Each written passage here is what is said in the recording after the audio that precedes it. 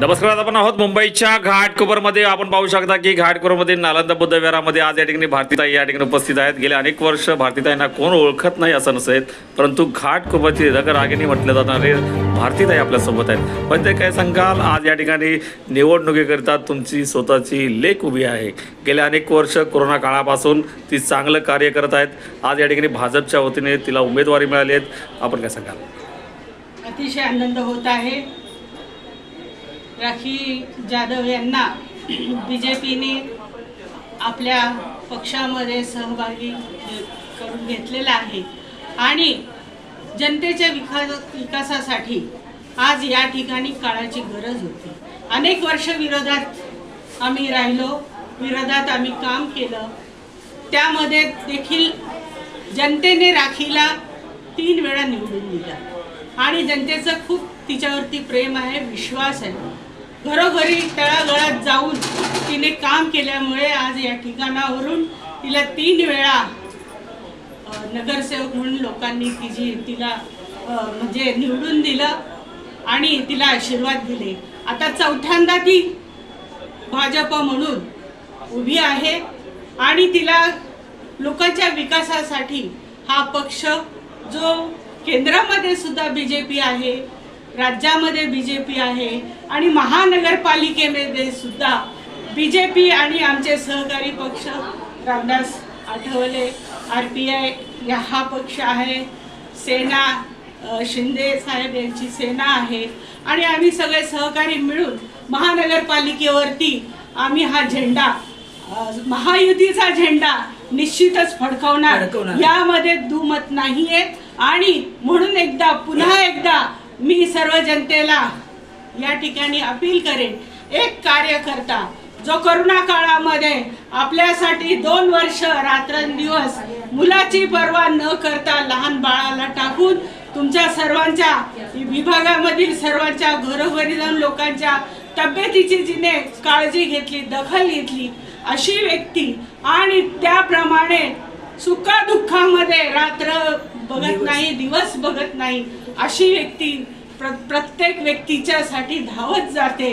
आणि म्हणून आपल्याला जर विकास आणि योग्य कार्यकर्ता हवा असेल तर निश्चितच आपल्या सर्वांना सांगायची काही गरज नाही, आपण निश्चितच राखीला निवडून द्याल अशी मी सगळ्यांना विनंती करते आणि माझे 2 शब्द संपवते.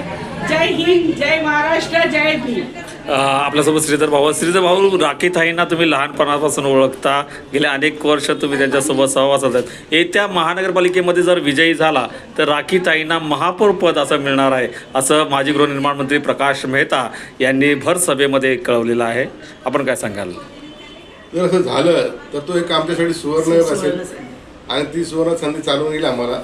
जर त्यांनी बोललंच आहे तर त्यांच्या तोंडात साखर आजच पडो आणि आम्हाला महापौर पद मिळो.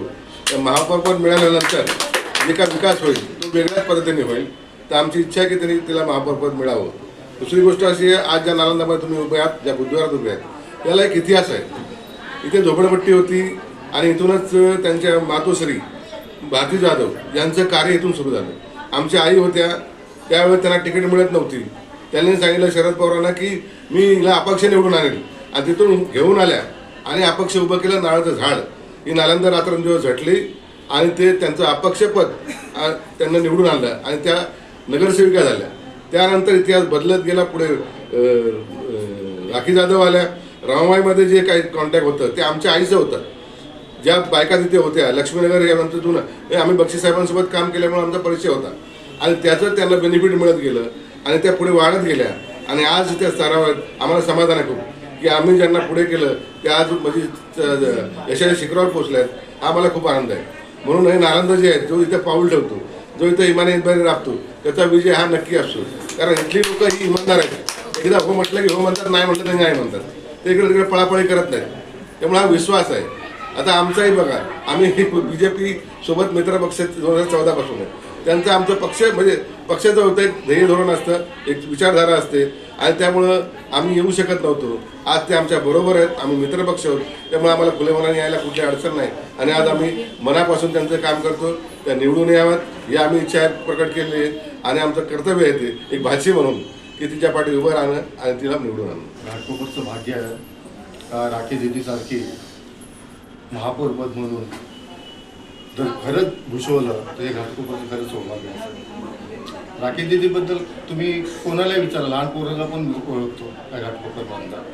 आज महायुतीसोबत ते आलेले आहेत. आज ही महायुती म्हणजे एक अशी शक्ती आहे घाटकोपरमध्ये निर्माण झालेली आहे का समोर त्या तोडीचं कोणी उमेदवार आम्हाला दिसत नाही आहे. आणि नक्कीच 16 तारीख हा आमचा विजय असणार आहे आणि तो भरघोस मताने विजय असणार आहे. तर संपूर्ण मुंबईमध्ये जर कुठली सीट जरी येईल तर ती राखी दीदींचीच असणार आहे, महायुतीचीच असणार आहे. त्याचबरोबर आपले महायुतीचे जेवढे पण जे घटक पक्ष आहेत ते सगळे तन मन धनाने दीदींचा प्रचार करत आहे. त्यामुळे हा विजय नक्की आम्ही खेचून आणू आणि भरघोस मताने खेचून आणू असे आम्ही सगळ्यांनी ठाम घेतलेलं आहे. आणि ही ताकद या 131 मध्ये जी निर्माण झालेली ही कोणच तोडू शकत नाही, मी हे जाहीर सांगू इच्छितो.